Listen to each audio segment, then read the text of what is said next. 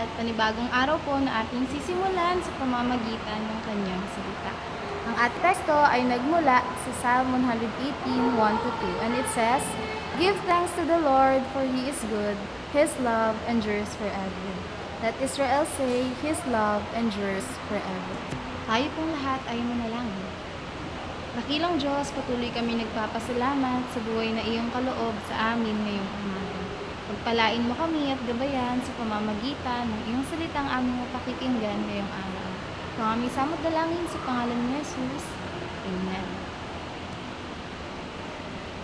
Sa buhay po natin, thank you, madalas nakadepende sa nararamdaman natin. Kapag okay ang lahat, may provision, may good news, may peace. Ang daling sabihin ng, thank you Lord. Pero paano kapag sunod-sunod ang problema? Kapag pagod ka na, kapag parang walang sagot ang prayers mo. Dito pumapasok ang reminder ng Psalm 118. Magpasalamat pa rin, hindi dahil perfect ang situation, but because God is good. This morning po, I have prepared 4 points for us to meditate.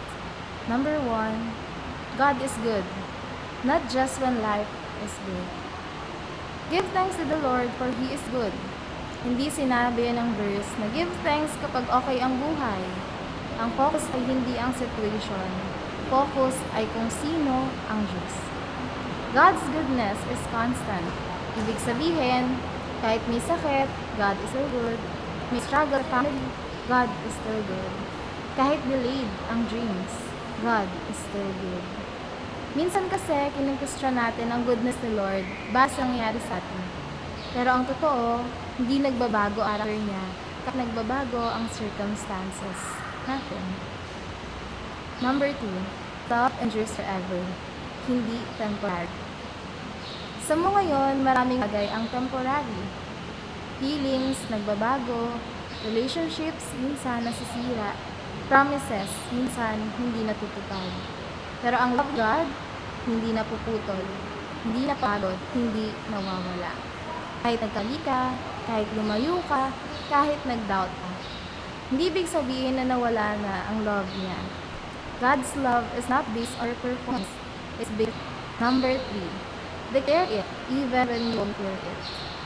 Israel say, His love endures forever. Hindi lang ito pinapaniwala, pinapahaya rin. Bakit? Kasi minsan, hindi natin agad naramdaman ang truth. Pero kapag dinideclare natin, nag-a-align puso natin sa katotohanan. Kahit ka pagiging, Lord, hindi ko pa nakikita, pero naniniwala na you are. Hindi ko pa nararamdaman, pero you're still here. It is not about feelings. It's about choosing trust is true. And number 4, gratitude changes perspective. Kapag natututo tayong magpasalamat, may nangyaring shift sa pusonan, instead of, bakit ganito ang buhay ko?